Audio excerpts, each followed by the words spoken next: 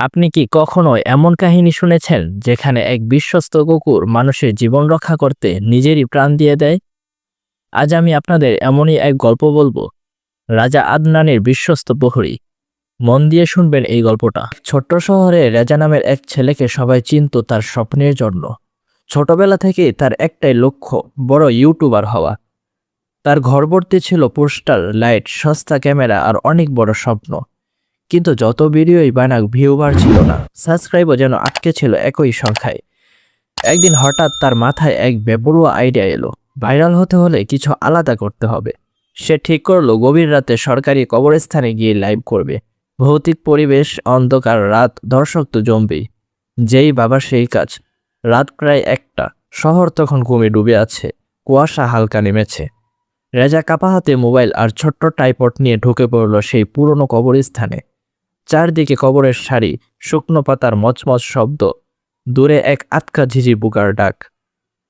Live শুরু হলো। প্রথমে সে হালকা হাসি দিয়ে বলল, বন্ধুরা, আমি এখন শহরের সবচেয়ে পুরনো কবরস্থানে, দেখুন চারপাশ কতটা ভয়ঙ্কর।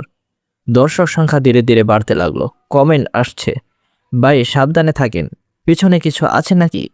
শুরুটা ভালোই চলছিল, রেজার সাহসও তখন অটুট। কিন্তু কিছুক্ষণ পর হঠাৎ নিস্তব্ধতা ভেঙে এক বিকট চিৎকার শোনা গেল। আওয়াজটা ছিল কুকুরের, কিন্তু স্বাভাবিক কুকুরের মতো নয়। ভয়ঙ্কর, করুণ আর অদ্ভুত, যেন খুব কাছে আবার খুব দূর থেকে। রেজা থমকে গেল। তার বুকের ভিতর ধুকপুকানি বাড়তে লাগলো। সে ধীরে ধীরে পিছনে ফিরল। চাঁদের আলোয় সে দেখতে পেল নিজের লম্বা ছায়া, কিন্তু তার পাশে আরেকটা ছায়া ছিল। ছায়াটা কুকুরের মতো, লম্বা মুখ, দাঁড়ানো কান আর নড়ছে না, স্থির দাঁড়িয়ে আছে। রেজার গলা শুকিয়ে গেল, কিন্তু তার মাথায় তখন একটাই চিন্তা, যদি এই ছায়াটা লাইভে দেখাতে পারি তাহলে আজই ভাইরাল হব। সে সাহস জোগাড় করে ক্যামেরাটা ঘুরিয়ে সেই ছায়ার দিকে ধরল। লাইভে দর্শক সংখ্যা হঠাৎ বেড়ে গেল, কিন্তু স্ক্রিনে দেখা যাচ্ছে শুধু রেজার নিজের ছায়া, আর কিছুই না। সে আবার নিজের চোখে দেখলো দুইটা ছায়া, কিন্তু ক্যামেরায় একটা। তার হাত কাঁপতে শুরু করলো, শ্বাস দ্রুত হয়ে গেল। হঠাৎ আবার সেই ভয়ঙ্কর কুকুরের ডাক শোনা গেল। রাত তখন প্রায় 3টা, কবরস্থান নিস্তব্ধ, বাতাস যেন থেমে গেছে। কোনো কুকুর দেখা যাচ্ছে না, তবুও চারদিক থেকে ভেসে আসছে কুকুরের ডাক। রাজার মনে এখন একটাই প্রশ্ন ঘুরপাক খাচ্ছে, কবরস্থানে কোনো কুকুর নেই, তাহলে এই আওয়াজটা কার? আর যে ছায়াটা সে দেখছে কিন্তু ক্যামেরায় ধরা পড়ছে না, রহস্যটা কি হতে পারে? ফজরের আজানের ধ্বনি শোনা গেল দূরের মসজিদ থেকে। হঠাৎ যেন পুরো কবরস্থান বদলে গেল। কিছুক্ষণ আগেও যেখানে অদ্ভুত কুকুরের ডাক আর রহস্যময় ছায়ায় ভয় ছড়িয়েছিল, এখন সেখানে শুধু আজানের পবিত্র সুর, আর কোনো আওয়াজই নেই। বাতাসও যেন এখন শান্ত। রেজা স্থির দাঁড়িয়ে রইল কিছুক্ষণ। বুকের ধুকপুকানি ধীরে ধীরে কমতে লাগলো। আজানের শব্দ যেন তাকে সাহস দিল। সে গভীর শ্বাস নিয়ে ধীরে ধীরে কবরস্থান থেকে বেরিয়ে এলো। কিন্তু তার মাথায় একটাই প্রশ্ন ঘুরছে, রহস্যটা কি হতে পারে? সারাদিন রেজার মন অস্থির হয়ে থাকলো। সে যাকেই পাচ্ছে জিজ্ঞেস করছে, এই কবরস্থানে রাতে কুকুরের অদ্ভুত ডাক শোনা যায় কি? কখনো কি এমন ছায়া দেখেছেন? কেউ অবাক হলো, কেউ বলল রাতে এসব কল্পনা হয়, কেউ আবার ভয় পেয়ে বলল ওদিকে রাতে কেউ যায় না, তুমি কেন গেলে? কিন্তু সঠিক উত্তর এখনো মেলেনি। একসময় এক মাঝবয়সী লোক তাকে চুপচাপ বলল, তুমি যদি সত্যি জানতে চাও তাহলে এই শহরের সবচেয়ে বয়স্ক লোকটার কাছে যাও, সেলিম চাচা। উনি অনেক পুরনো কথা জানেন, যা আমরা কেউ জানি না। রেজার কৌতূহল আরও বেড়ে গেল। শহরের শেষ প্রান্তে পুরনো এক টিনের ঘরে থাকতেন সেলিম চাচা।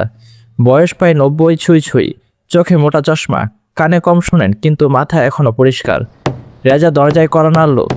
চাচা, আমি রেজা, একটা কথা জানতে চাই। ভেতর থেকে দীর্ঘ গলায় উত্তর এলো, কে? জোরে বলো বাবা, কানে কম শুনি। রেজা একটু জোরে বলল। ধীরে ধীরে পুরো ঘটনাটা বোঝাতে লাগলো। রাত 1টা, লাইভ, কুকুরের বিকট চিৎকার, 2টা ছায়া, কিন্তু ক্যামেরায় একটাই দেখা যাওয়া। সেলিম চাচা প্রথমে ঠিক বুঝতে পারছিলেন না। রেজা ধৈর্য নিয়ে আবার বোঝালো, হাত নেড়ে ইশারা করে ধীরে ধীরে পুরো ঘটনাটা খুলে বলল। এক পর্যায়ে সেলিম চাচার চোখের দৃষ্টি বদলে গেল। তিনি চুপ হয়ে গেলেন। তারপর ধীরে ধীরে মাথা তুলে আকাশের দিকে তাকিয়ে রইলেন। চোখে যেন পুরোনো দিনের ছায়া ভেসে উঠেছে, মুখে হালকা চিন্তার রেখা। কিছুক্ষণ নীরব থাকার পর তিনি গম্ভীর নিঃশ্বাস নিয়ে বললেন, সে অনেক দিন আগের কথা। সেলিম চাচা ধীরে ধীরে বলতে শুরু করলেন, এই রাজ্যে বহু বছর আগে এক রাজা ছিলেন। নাম ছিল রাজা আদনান। সাহসী, ন্যায়পরায়ণ আর প্রজাদের খুব ভালোবাসতেন।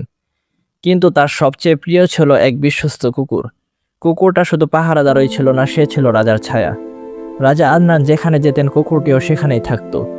যুদ্ধে সবাই শিকারে সব জায়গায়। রাজা নিঃশ্বাস বন্ধ করে শুনছিল। সেলিম চাচা আবার বললেন, একদিন রাজা আদনান তার সিপাহীদের নিয়ে সীতা সফরে বের হলেন। উদ্দেশ্য ছিল সীমান্ত এলাকার অবস্থা দেখা আর নতুন দুর্গ নির্মাণের জায়গা ঠিক করা। সঙ্গে ছিল তার সেই বিশ্বস্ত কুকুর, মন্ত্রী আর সিপাহীরা। সফরের কয়েকদিন সবকিছু ঠিকঠাক চলছিল, কিন্তু মন্ত্রী ছিল লোভী, হিংসুটে। সে চাইতো সে এই রাজ্যের রাজা হতে। এক রাতে তারা পুরনো বনের পাশে তাঁবু ফেলল। চারদিকে গভীর অন্ধকার। রাজা ঘুমিয়ে পড়েছেন, সিপাহীরা পাহারা দিচ্ছে। ঠিক তখনই সুযোগ নিল সেই বিশ্বাসঘাতক মন্ত্রী। সে চুপিসারে রাজাকে মারার পরিকল্পনা করল, যাতে রাজা মারা গেলে দোষটা কারো উপর চাপিয়ে দেওয়া যায় আর খুব সহজেই সে এই রাজ্যের রাজা হতে পারে। অন্ধকারে সে রাজার দিকে এগিয়ে যাচ্ছে অস্ত্র হাতে, কিন্তু কুকুরটা সব বুঝে ফেলেছিল। হঠাৎ গর্জন করে সে ঝাঁপিয়ে পড়ল মন্ত্রীর উপর। লড়াই শুরু হলো। শব্দে অন্য সিপাহীরা জেগে উঠল। অন্ধকারে কেউ কিছু স্পষ্ট দেখতে পেল না, শুধু দেখলো কুকুরটা দাঁত দিয়ে মন্ত্রীকে চেপে ধরেছে। বিশ্বাসঘাতক মন্ত্রী তখন চালাকি করে চিৎকার করে উঠল, বাঁচাও, কুকুরটা পাগল হয়ে গেছে, রাজাকে মারতে চাইছে। অন্ধকার, বিশৃঙ্খলা, চিৎকার, কেউ সত্য বুঝতে পারল না। ভুল বুঝাবুঝির মধ্যে এক সিপাহী তীর ছুড়ে দিল। তীর গিয়ে লাগলো কুকুরটার গায়ে। কুকুরটা কাঁপতে কাঁপতে মাটিতে পড়ে গেল। এই পুরো ঘটনাটা একটি বোবা মেয়ে দেখেছিল। ভোরের আলো ফুটলে সে দৌড়ে এসে রাজাকে রাতে ঘটে যাওয়া পুরো ঘটনাটা হাত নেড়ে ইশারা করে বোঝাতে লাগলো। তার চোখের ভয়, তাড়াহুড়া দেখে রাজা মন দিয়ে সব বুঝতে চেষ্টা করল। শেষে রাজা তার ইশারা থেকেই পুরো ঘটনাটা বুঝে গেল। আহত বিশ্বাসঘাতক মন্ত্রীর কাছ থেকে সত্য বেরিয়ে এলো। সেই রাজাকে হত্যা করতে চেয়েছিল, আর কুকুরটা রাজাকে বাঁচাতে গিয়ে প্রাণ দিয়েছেন। রাজা আদনান ভেঙে পড়লেন। তিনি নিজের হাতে কুকুরটাকে দাফন করলেন শহরের সেই কবরস্থানে। কবরের পাশে দাঁড়িয়ে বলেছিলেন, তুমি শুধু কুকুর ছিলে না, তুমি ছিলে আমার প্রাণের প্রহরী। তোমার বিশ্বস্ততা ইতিহাস মনে রাখবে। রাজার শরীর ঠান্ডা হয়ে গেল। সেলিম চাচা ধীরে বললেন, মানুষ বলে গভীর রাতে কবরস্থানে কুকুরের ডাক শোনা যায়, কিন্তু সেখানে কোনো কুকুর নেই। আর কখনো কখনো কারো ছায়ার পাশে আরেকটা কুকুরের ছায়া দেখা যায়, তবে সেটা ক্যামেরায় ধরা পড়ে না। রাজার মাথায় তখন ঝড় বইছে। সে বুঝতে পারল কবরস্থানে যে ছায়াটা সে দেখেছিল, হয়তো সেটা ছিল সেই বিশ্বস্ত প্রহরীর ছায়া। সে এখনো তার রাজার স্মৃতির পাহারা দিচ্ছে।